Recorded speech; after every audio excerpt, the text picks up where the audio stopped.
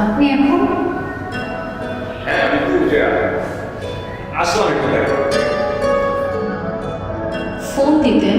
না ভাবলাম যে সরাসরি চলে আসে। বাবার সাথে দেখা হয়েছে?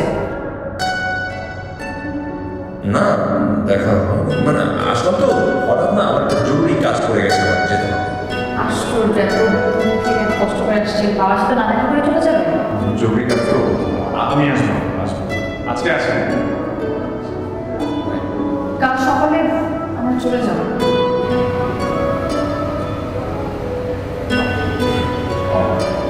বেশ